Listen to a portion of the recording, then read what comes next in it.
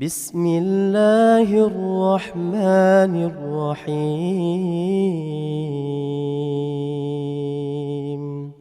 Bismillahirrahmanirrahim.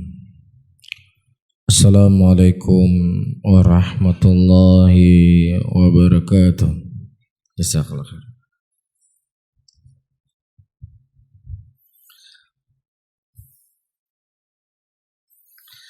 Alhamdulillah hamdan katsira thayyiban mubarakan fih mubarakan alaih kama yuhibbu rabbuna wa yarda. Wa usalli wa usallim ala nabiyyina al-karim Muhammadin wa ala alihi wa ashabihi wa man tabi'ahum bi ihsanin ila yaumiddin. Saudara-saudaraku kaum muslimin dan kaum muslimat rahimani wa rahimakumullah. Di dalam agama kita, agama Islam, ada perkara yang dikenal dengan 4 hal yang darurat dalam agama, yang mana Islam sangat menjaga 4 perkara ini. Dan siapa yang seseorang bermudah-mudahan dari 4 perkara ini, Islam datang dengan hukum yang sangat tegas bagi pelakunya. Di antara perkara tersebut, pertama adalah kehormatan. Islam sangat menjaga kehormatan seseorang, sehingga siapa yang seseorang menjatuhkan kehormatan orang lain, maka dia dicambuk dengan 80 kali cambukan. Allah menyebutkan di dalam ayatnya, walladzina yarmunal muhsanat thumma lam yatu bi arba'ati syuhada fajliduhum 80 jaldah. Dan orang-orang yang mereka menuduh seorang wanita baik-baik berzina, dan kemudian dia tidak bisa mendatangkan 4 saksi, maka mereka dicambuk dengan 80 kali cambukan. Jadi tidak boleh di dalam Islam ini seorang semena-mena dengan kehormatan seseorang. Bahkan hal yang paling kecil pun, perasaan, itu dilarang dalam Islam untuk kita mengusik perasaan orang lain. Di antara dalil yang menunjukkan yang sudah sering kita sampaikan dan terus harus kita suarakan, karena Islam, sunnah Rasulullah SAW terkadang selalu dicap dengan ajaran yang radikal. Maka kita harus kembali kepada Islam, bagaimana pokok dari ajaran Islam itu sendiri. Tidak dilihat dari penganutnya, karena penganut Islam itu beraneka ragam model dan macamnya. Tetapi kita kembali kepada pokok dari ajaran Islam itu sendiri. Rasulullah sallallahu alaihi wasallam menyebutkan dalam hadisnya, idza qumtum thalatha fala yatanajayan ithnan dunal akhar. Apabila kalian sedang bertiga, maka jangan yang 2 saling berbisik-bisik dan yang satunya tidak diajak bicara. Fa innahu yuhzinuh, karena itu akan membuat dia itu sedih dan membuat kesedihan kepada seseorang. Itu enggak boleh dalam agama kita. Nah, kalau hal yang sekecil ini pun dijaga dalam agama kita, maka tentunya yang lebih agung dan lebih besar daripada itu, maka Islam sangat menjaga hal yang lebih besar dari itu, nyawa, darah, dan seterusnya. Iya.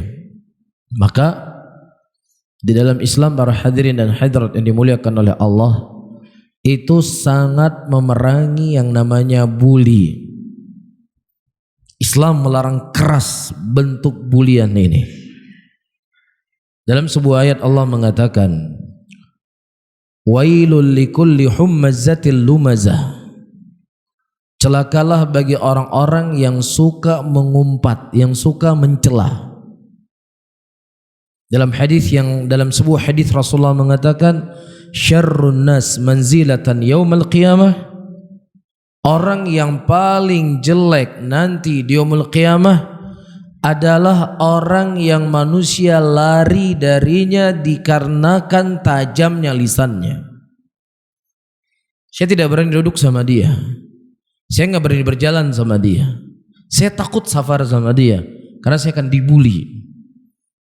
Ya, karena mulutnya, lisannya nggak pernah terjaga dari bulian. Dan penyakit ini, para hadirin dimuliakan oleh Allah, ya, itu lebih parah dari orang yang kecanduan rokok. Ya, orang kalau sudah candu dengan rokok, ya, selesai makan dia harus merokok, atau hal-hal yang lainnya dia harus merokok. Maka penyakit ini candunya itu lebih candu daripada rokok. Dia tidak akan tenang, dia tidak akan nyaman sampai ada korban yang dia bully dengan bentuk apapun. Jadi dosa besar, ini bukan dosa kecil. Syekh Muhammad bin Abdul Wahhab dalam Kitabul Kabair menyebutkan ini di antara deretan dosa besar. Ya, karena mengganggu orang nggak boleh. Nabi kita Muhammad sallallahu alaihi wasallam itu melihat bagaimana beliau menjaga perasaan seseorang. Iya, ada seorang laki-laki di zaman Nabi SAW, Mu'tazilan. Dia bersendiri di masjid, dia tidak ikut salat. Iya. Kemudian Nabi SAW bertanya kepadanya, antum melihat bagaimana cara Rasulullah SAW bertanya kepada orang yang dia tidak ikut salat dan dia tinggal di masjid. Kata Rasulullah, ya fulan, apa yang menyebabkan engkau tidak sholat di masjid, tidak sholat bersama kaummu? Apa menyebabkan engkau? Rasulullah SAW tidak langsung memvonis dengan kamu salah, pemalas dan lain sebagainya. Rasulullah ingin mencari tahu sebab, apa sebabnya kamu tidak sholat bersama kaummu? Dia berkata, ya Rasulullah, sesungguhnya saya tadi junub dan saya tidak mendapatkan air untuk berwudu. Kemudian Nabi SAW mengajarkan kepadanya apa? Bertayamum. Fa innahu yakfika hakadha. Rasul ajarkan dia untuk bertayamum. Tapi Rasulullah tidak langsung memvonis, langsung membuli ataukah menjatuhkan, tidak. Karena Rasulullah adalah orang yang paling menjaga perasaan seseorang.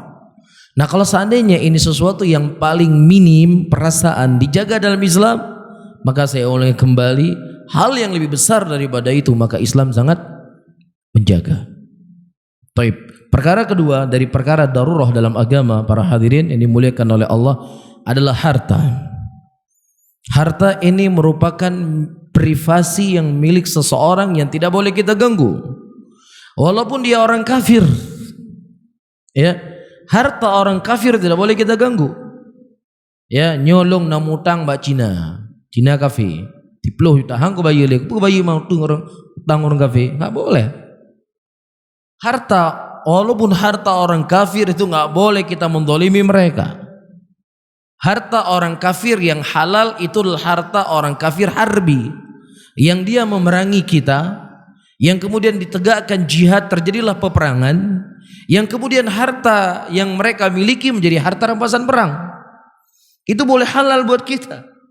Tapi orang kafir yang dia bukan kafir harbi, haram untuk kita mendolimi harta mereka. Nah, apalagi harta seorang muslim. Rasulullah SAW menyebutkan dalam hadisnya, la yuhillu malul muslim illa bitibin nafs. Tidak halal harta seorang muslim kecuali apa yang membuat dia rela, apa yang membuat dia ridho. Mafhum? Oleh karena itu di sana para ulama menyebutkan, ketika memahami firman Allah Subhanahu wa taala, ya ayyuhalladzina amanu la ta'kulu amwalakum bainakum bil batil illa an takuna tijaratan an taradin. Hai orang-orang beriman, janganlah kalian menjual beli dengan cara memakan harta manusia dengan cara yang batil, kecuali perdagangan yang dia ridho dengannya. Antum melihat bagaimana Islam menjaga agar tidak mengusik harta manusia. Di antaranya, kalau seandainya misalnya seseorang punya kedudukan, apakah dia punya kedudukan dalam urusan pemerintahan, ataukah dia punya kedudukan dalam urusan keagamaan, atau tokoh dari tokoh masyarakat, dia melihat seseorang memakai jam, ya, dan jamnya itu cukup menarik buat dia. Ya, dia bukan minta gratis. Dia berkata, ya fulan, jam kamu ini luar biasa. Saya sudah lama sebenarnya mencari jam yang model jenis seperti ini. Tiba-tiba kamu pakai jam itu. Boleh saya beli? Dia minta beli loh, bukan minta gratis. Dia minta beli. Sebenarnya si pemilik jam itu tidak rela, tidak ridho dia menjual jamnya. Tapi enggak enak. Karena yang minta bisa guru dia, bisa kepala kantornya, bisa tokoh, ya, sehingga dia jual dalam keadaan terpaksa. Ini hukumnya adalah haram. Jual belinya tidak sah. Karena dalam Islam jual beli itu disyaratkan adanya keridhaan. Di sini dia tidak ridho, dia terpaksa menjual karena tidak enak.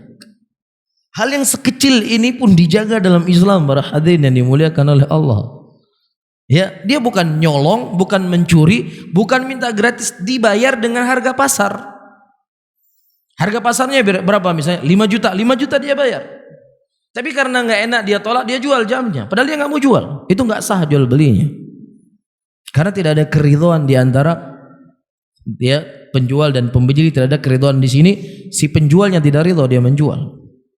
Ya, saya ulangi kembali, kalau hal yang seperti ini saja tidak dibolehkan dalam Islam, apalagi hal yang lebih besar daripada itu, mencuri, menyolong, merampok dan sebagainya.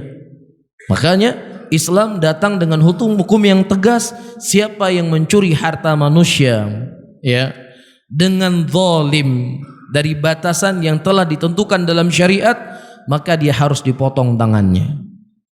Hukuman tegas untuk dia. Jelas?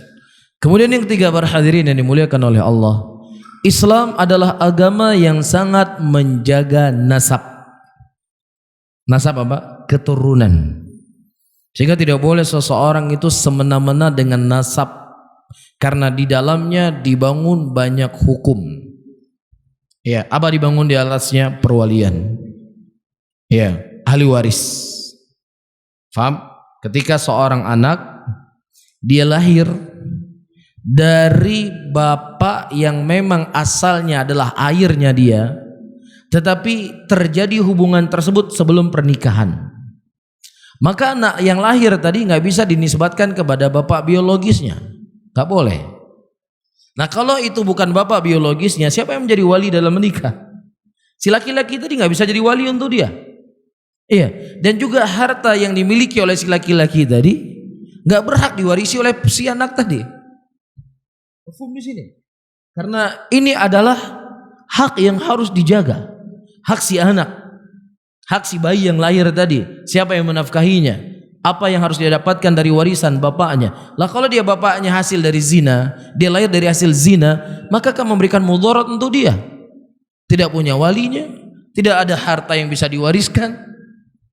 Ya, tidak ada mahram untuk dia safar dan lain sebagainya misalkan, kecuali ada mahram yang lainnya. Sehingga akan memberikan mudarat. Sehingga apa saja yang memberikan mudarat, Islam datang dengan hukum yang tegas. Siapa yang mereka merusak nasab dengan cara dia berzina, kalau dia sudah menikah maka dicambuk, kalau dia sudah menikah maka dirajam sampai dia mati. Kalau seandainya dia belum menikah maka dia dicambuk. Untuk menjaga apa? Nasab tadi. Ya, jangan sampai ini si anak, kira-kira anaknya siapa bapaknya ini? Apakah si fulan atau si alan? Bingung ini memahami, untuk mencari kepastian siapa bapaknya. Karena si perempuan kadang tidur sama ini, kadang tidur sama ini, kadang tidur sama itu. Gak jelas siapa anak siapa ini. Mafhum di sini? Sehingga inilah perkara yang sangat dijaga dalam Islam. Sehingga siapa yang mereka merusak nasab dengan cara dia berzina, maka dia dicambuk. Yang keempat, di antara perkara yang sangat dimuliakan dalam Islam, para hadirin yang dimuliakan oleh Allah, adalah akal. Akal ini merupakan nikmat yang sangat besar. Oleh karena itu Allah sering mengingatkan kita dalam Al-Quran, afala taqilun, afala tatadakkarun, tidakkah engkau berfikir, tidakkah engkau berakal? Sehingga siapa yang merusak nikmat akal ini, bagaimana cara dia merusak nikmat akal? Dengan cara apa? Bagaimana rusak akal itu bisa rusak karena apa? Hah? Dengan apa? Hah? Narkoba. Faham? Akal itu bisa rusak dikarenakan narkoba.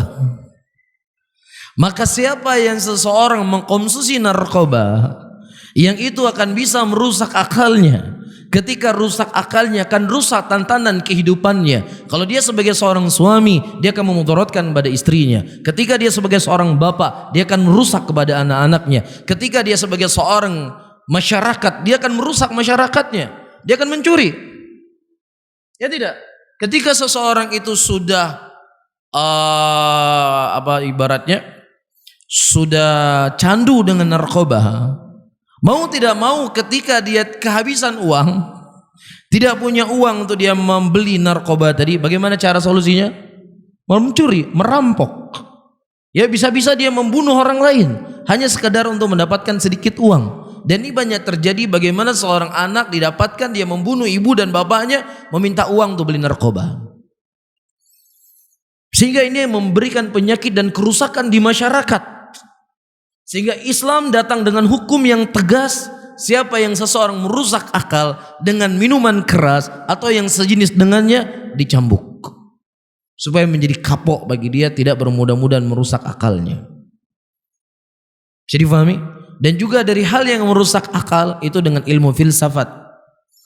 Ilmu filsafat itu bisa merusak akal. Dan tidak sedikit orang yang gila karena belajar ilmu filsafat. Oleh karena itu Al-Imam Syafi'i rahimahullah, beliau berkata, hukuman saya bagi orang-orang yang mereka memperdalami ilmu filsafat, dia dikelilingi kampung dan kemudian dipukul pakai sendal, dan riwayat dipukul pakai pelepah kurma, dan kemudian dikatakan ini merupakan hukuman bagi orang-orang yang mempelajari ilmu filsafat. Bisa difahami? Kemudian yang kelima, para hadirin, di antara perkara yang darurat dalam agama yang Islam sangat menjaga, yaitu darah. Apa? Darah. Dan apa saja jalan-jalan yang akan mengganggu dari ketentraman kehidupan seseorang, Islam melarang bahkan perkara yang paling kecil. Dalam sebuah hadis Rasulullah sallallahu alaihi wasallam menyebutkan, man asyara li akhihi bihadidin tal'anuhu al malaikatu hatta tad'ahu. Kalau seandainya ini besi ya, bukan pisau, besi apa saja misalnya, selama dia besi. Barang siapa yang seseorang mengisyaratkan saudaranya dengan besi, cuman isyaratkan, awas ya kamu ya, dia bukan niat membunuh, cuman sekedar mengisyaratkan, maka kata Rasulullah sallallahu alaihi wasallam, dia dilaknat oleh malaikat sampai dia meletakkan besinya. Enggak boleh nakut-nakuti orang dalam agama ini. Iya, ini agama yang mulia, agama yang mengajarkan kebaikan, agama yang menutup segala pintu-pintu yang bisa merusak tantanan kehidupan manusia. Maka Rasulullah sallallahu alaihi wasallam menyebutkan dalam hadis yang lainnya, man yamurru masjidana wa alaihi nabalun falyumsik binisaliha thumma yumsik binisaliha thumma yumsik binisaliha. Barang siapa yang seseorang masuk ke dalam masjid kami kemudian dia membawa tombak, maka hendaknya dia tutup tombaknya, hendaknya dia tutup tombaknya, hendaknya dia tutup tombaknya 3 kali, kata Rasulullah sallallahu alaihi wasallam. Jangan dia menghunuskan tombak masuk dalam masjid, karena ini akan mengganggu orang lain, akan mengurangi ketentraman orang lain, akan mengusik keamanan mereka. Ini kenapa dia masuk dalam masjid bawa tombak? Apakah dia membunuh kita? Ini belum membunuh loh Bapak dan Ibu-ibu, bukan belum menusuk, dia nggak maksud apa-apa, cuman dia bawa tombak ke dalam masjid, tapi nggak ditutup sama dia, dilarang oleh Rasul sallallahu alaihi wasallam. Nah, apalagi sampai membunuh orang lain. Dan saya sudah mengisyaratkan pada pertemuan yang lalu. Dan malam ini saya ulangi kembali para hadirin dan hadirat yang dimuliakan oleh Allah. Agar kita berhati-hati di dalam memilih guru. Kita berhati-hati di dalam memilih majelis ilmu yang akan kita duduki.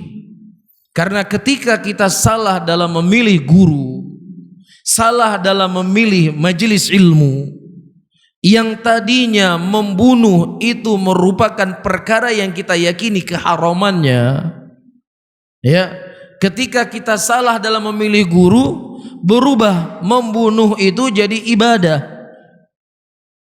membunuh itu jadi jihad, membunuh itu menjadi sesuatu dengannya dia mendekatkan diri kepada Allah Subhanahu wa taala. Terjadi apa yang terjadi hari ini? Kita lihat. Orang punya pakai jenggot, pakai celana di atas mata kaki, kemudian istrinya pakai jilbab yang besar. Kemudian dia berusaha membunuh seorang muslim pejabat.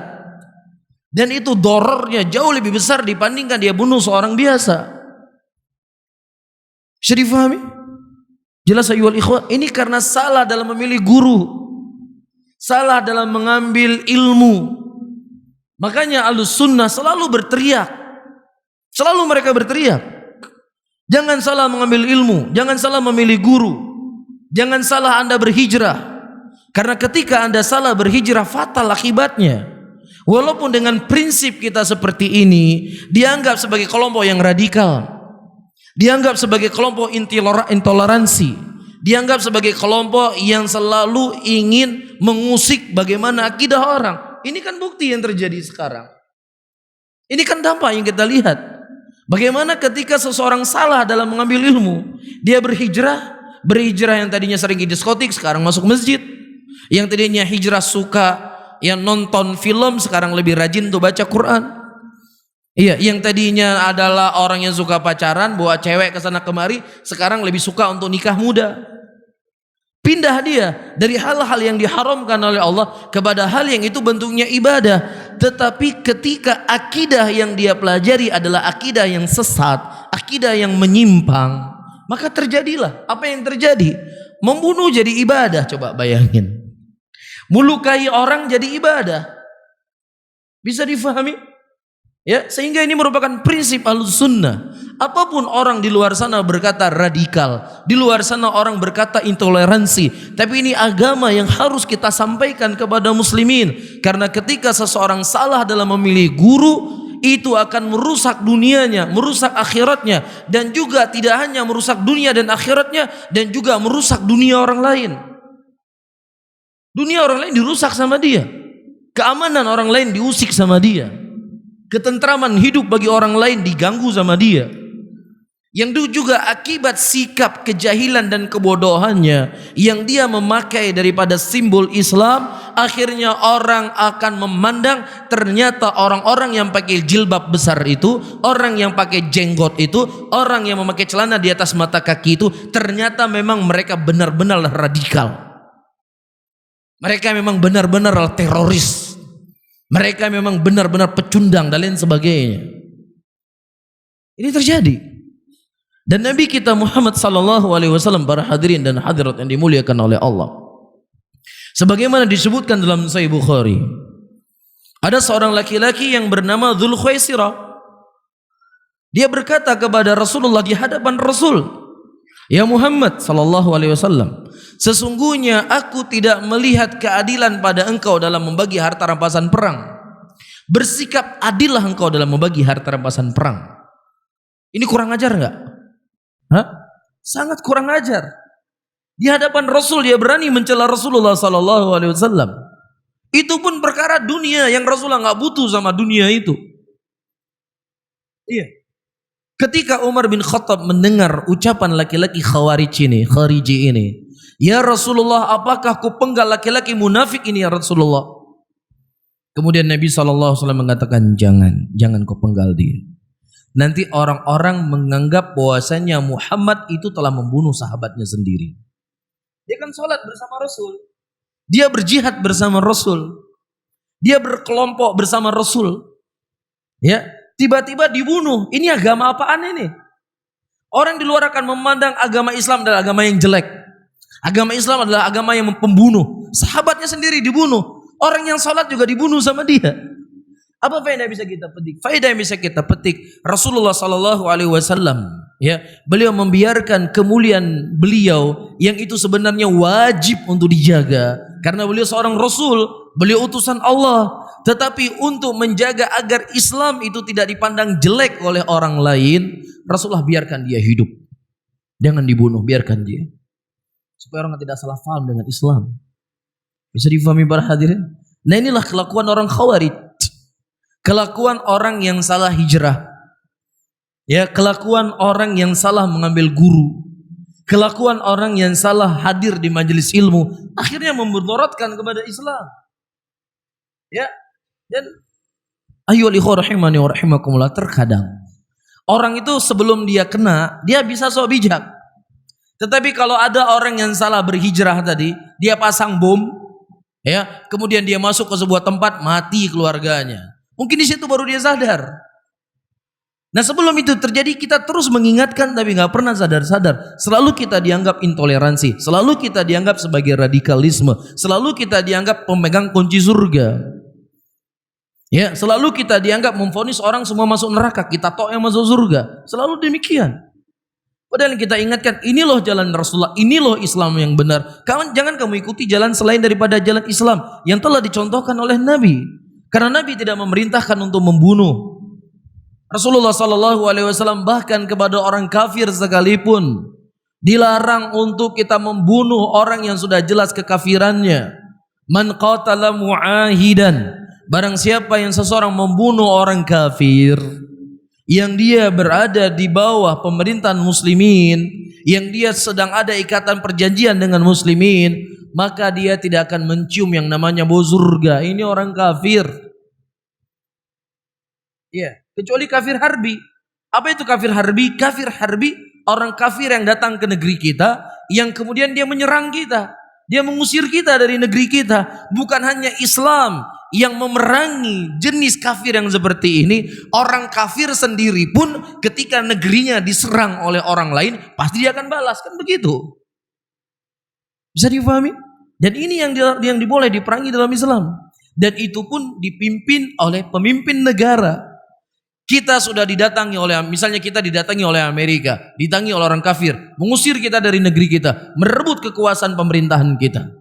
Kemudian pemerintahan kita mengumumkan seluruh masyarakat Indonesia menegakkan jihad, mengusir penjajah dari negeri ini. Jadi wajib kita taati, kita berperang bersama pemerintah, mengusir orang-orang kafir yang ingin menguasai negeri kita, yang mereka mengangkat senjata kepada kita. Ya, mereka ingin membunuh kita. Itulah orang yang kafir yang boleh diperangi.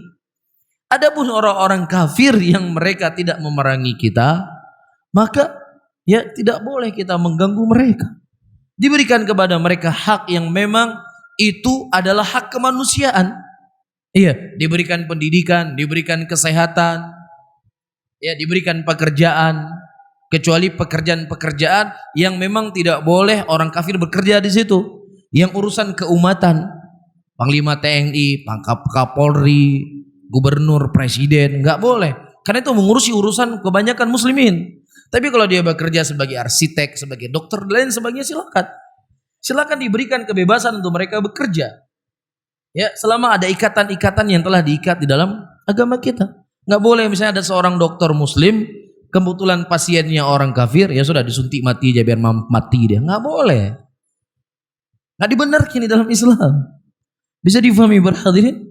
Kemudian apalagi apa yang saya sebutkan tadi, berusaha untuk membunuh seorang muslim pejabat negara yang tentunya dorornya itu jauh lebih besar kepada muslimin itu sendiri.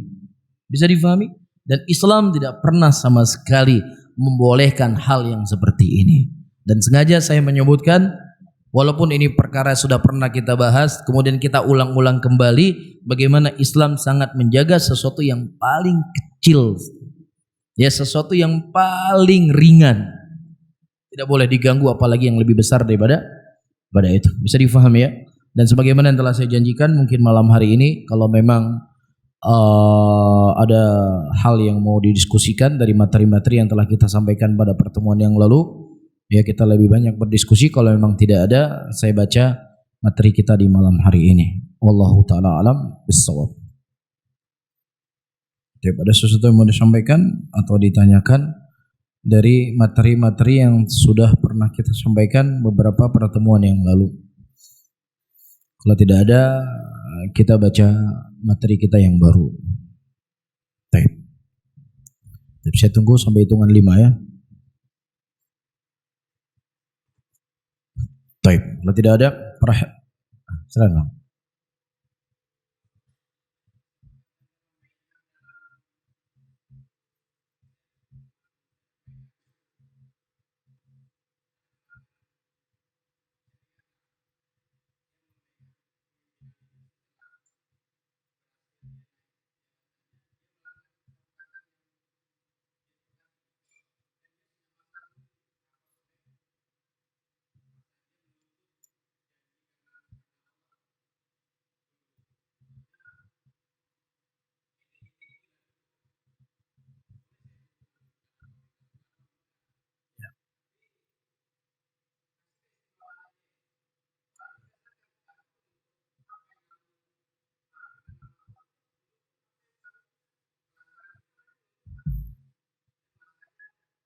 Baik.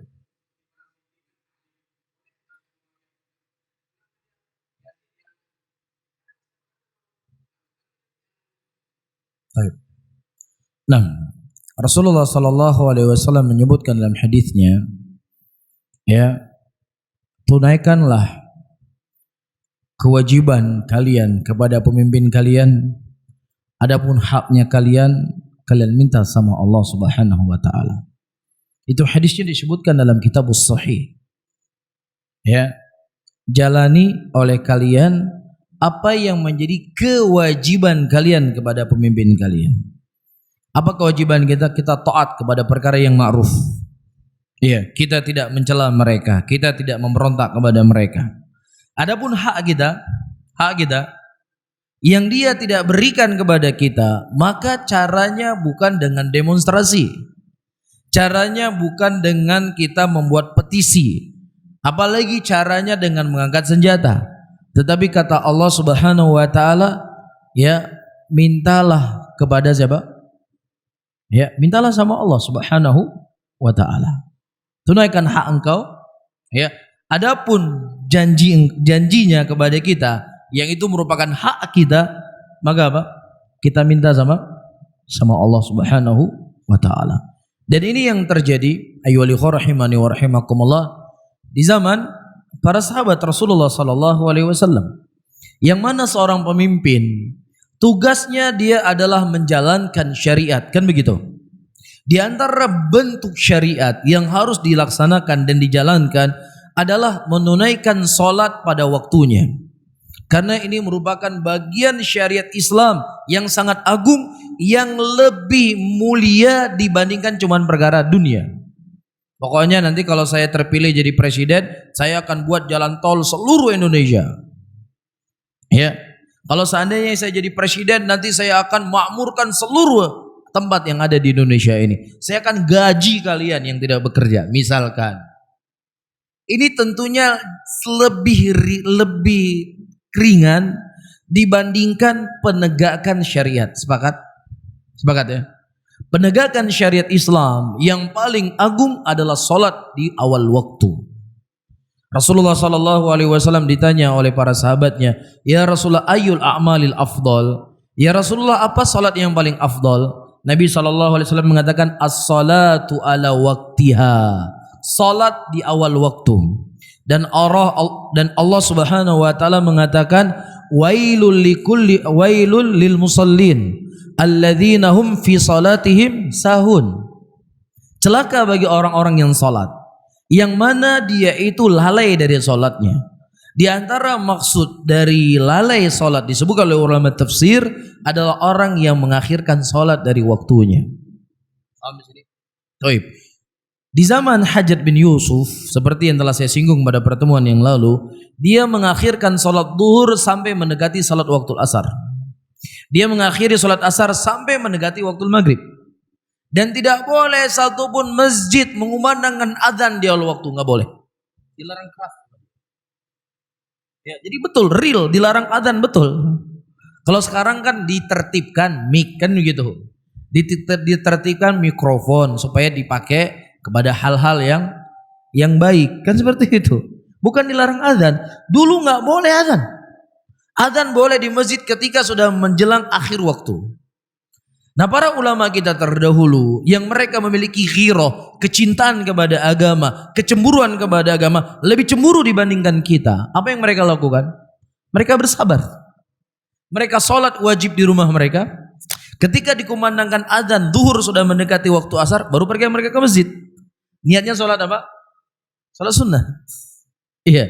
Dan itu hidup sahabat Rasulullah seperti siapa? Anas bin Malik. Apakah kemudian kita katakan Anas bin Malik pengecut? Kita anggap dia sebagai penjilat, ya, membiarkan kezaliman salat yang merupakan tiang agama diakhirkan sampai akhir waktu. Gak ada tindakan yang real pada Anas bin Malik. Berarti dia pendukung ya rezim yang zalim ini. Ada para hadirin. Kesabar Anas bin Malik radhiyallahu taala anhu, yang kesabaran beliau Allah memilih siapa? Umar bin Abdul Aziz sebagai penggantinya. Bisa difahami?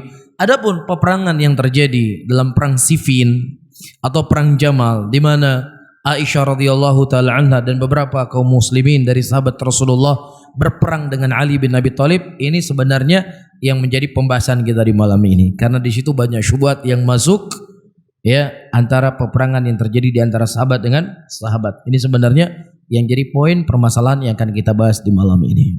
Baik, bisa difahami? Allah a'lam bishawab. Ada yang lain? Baik, kalau tidak ada, saya baca di sini sampai dikumandangkan azan.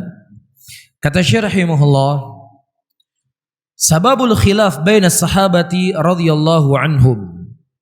Sebab terjadinya perselisihan di antara sahabat Rasulullah sallallahu alaihi wasallam. Al-masyhur, dan yang masyhur pada waktu itu, anna Talhah wa Zubair wa Aisyah kharaju lil intiqam lil Utsman radhiyallahu taala anhum ajmain. 3 sahabat pada waktu itu keluar. Pertama Talhah, yang kedua Zubair, yang ketiga Aisyah. Untuk apa mereka keluar? Apakah mereka keluar mendemo Ali sebagai khalifah pada waktu itu? Tidak.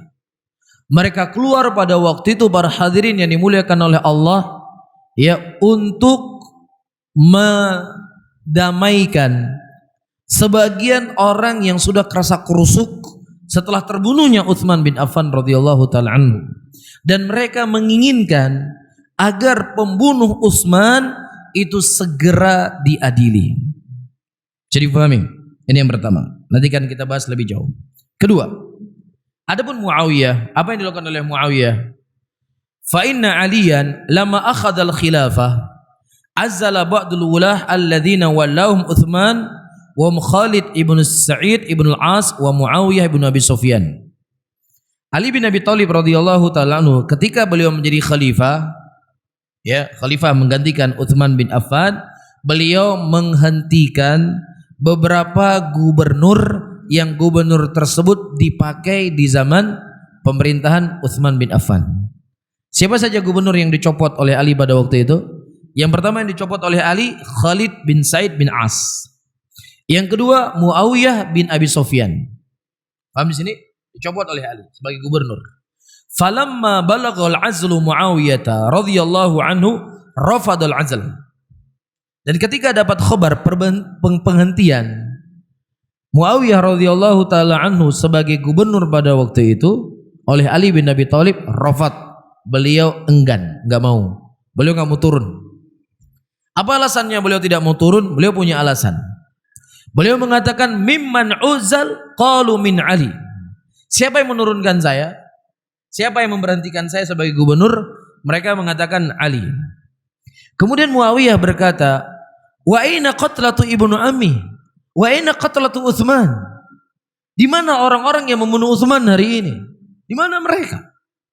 sehingga saya tidak mau turun dari gubernur sampai orang yang membunuh anak paman saya, yang membunuh Utsman bin Affan itu diadili seadil-adilnya.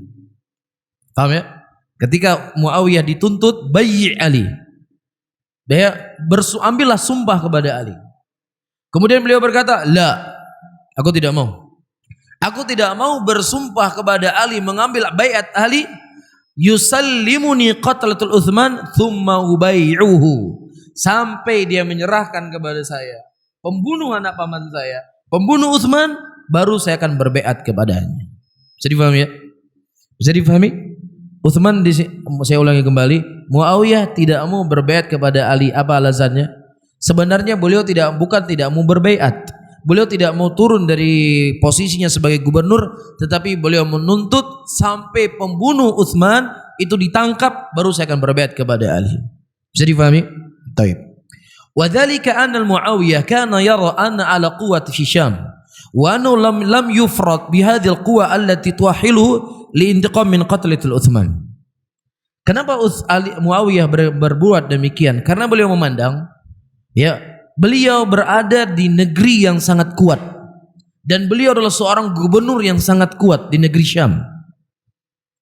Dan kalau seandainya beliau diperintahkan untuk mencari dan membasmi pembunuh Utsman bin Affan, maka beliau sebagai seorang gubernur dan memiliki tentara-tentara yang kuat akan sangat mampu beliau menjalankan tugas tersebut.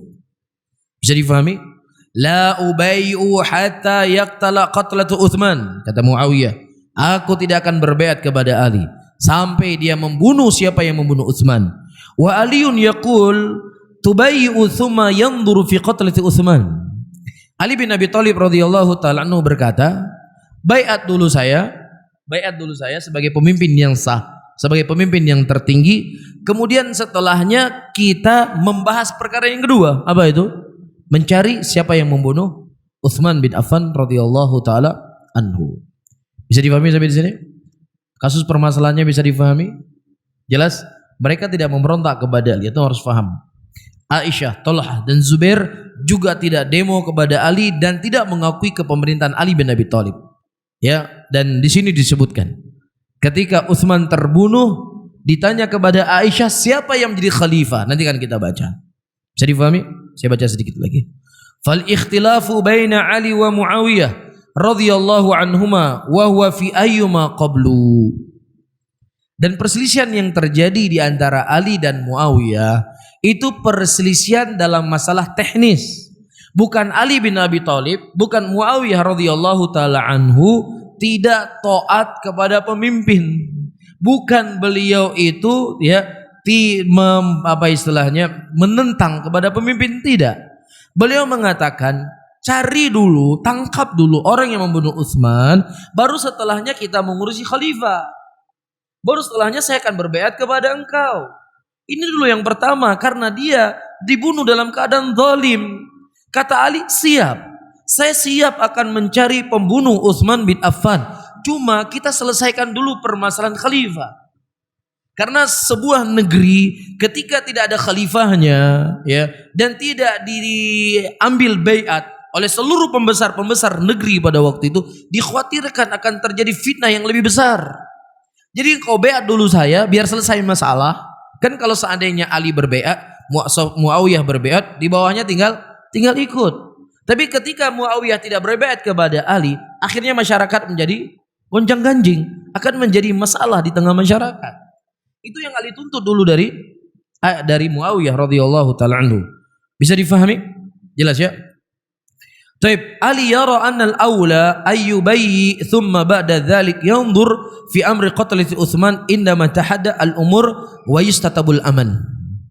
Ali memandang pada waktu itu agar Muawiyah membaiat beliau, nanti setelahnya kondisi sudah aman dan perkara sudah tenang, baru kita mencari siapa pembunuh Utsman.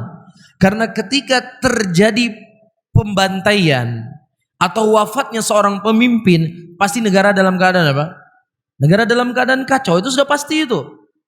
Ketika pemimpinnya diusik, ketika ibu kota negara diusik, itu akan membuat keributan di provinsi-provinsi yang lainnya.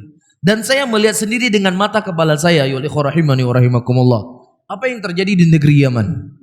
Houthi, ya, pemberontak Syiah itu datang pertama kali di daerah tempat saya belajar, namanya Sa'dah. Satu provinsi yang ada di negeri Yaman namanya Sa'dah. Disinilah muncul kelompok Al-Houthi. Dan Sa'dah ini merupakan provinsi yang paling miskin di Yaman. Paling miskin di Yaman loh ya. Yaman itu negara miskin di antara semua negara Arab. Provinsi tempat anak tinggal itu provinsi yang paling miskin. Ya, di tempat kita belajar itu nggak ada jalan aspal. Sampai-sampai saya kaget ya setelah 3 tahun atau 4 tahun waktu itu di Ma'had, ya kita keluar ke kota, waktu itu baru keluar ke kota setelah 4 tahun di situ. Lihat jalan aspal, kaget. Ada jalan aspal. Itu kita nggak ada listriknya, nggak ada listrik. Ya, sampai saya pulang tahun 2008 dan saya balik ke situ tahun 2011 belum ada listrik. Kita listriknya pakai lampu gas. Tahun 2011 nggak ada listrik. Bisa difahami? Nah, antum bisa bayangkan Syiah ini, pemberontak Houthi ini, dia mulai membuat pergerakan. Ada, cuman sedikit sekali pergerakannya karena miskin, nggak punya uang. Nggak punya, perang itu kan butuh banyak uang kan? Ada. Tapi ketika ibu kota negara Son'a waktu itu didemo, ya ribuan manusia mendemo presiden pada waktu itu, yang mana akhirnya pemerintah pusat sibuk untuk tersibukkan mengurusi ibu kota negara. Akhirnya daerah-daerah yang jauh dari ibu kota negara tidak terurus. Akhirnya Houthi ini semakin besar, yang akhirnya dia bisa menguasai ibu kota negara dalam waktu 2 kali 24 jam. Sampai detik ini sudah dikuasai oleh mereka. 2 kali 24 jam ibu kota negara berhasil diduduki oleh Houthi, Syiah pemberontak. Sampai detik ini. Bisa difahami para hadirin? Dan ini mudaratnya jauh lebih besar seperti yang saya sebutkan tadi. Maka Ali memandang, ya sudah, pokoknya kalian bayat dulu saya, biar suasana itu menjadi tenang, keamanan itu sudah terjaga, baru setelahnya kita sama-sama mencari siapa yang membunuh Utsman. Tetapi Muawiyah radhiyallahu taala anhu dengan ijtihad beliau tidak mau pada waktu itu. Sampai ditangkap pembunuh Utsman baru beliau akan berbaiat. Bisa difahami? Dan ini ada kelanjutannya insyaallah, ya rahimani wa rahimakumullah, akan kita sambung pada pertemuan yang akan datang. Bagaimana kisah selanjutnya dari perselisihan Ali dengan Muawiyah radhiyallahu taala anhu. Baik, saya akhiri. Allahumma salli ala Muhammadin wa ala alihi wa ashabihi wa man tabi'ahum bi ihsanin ila yaumiddin. Wassalamualaikum warahmatullahi wabarakatuh.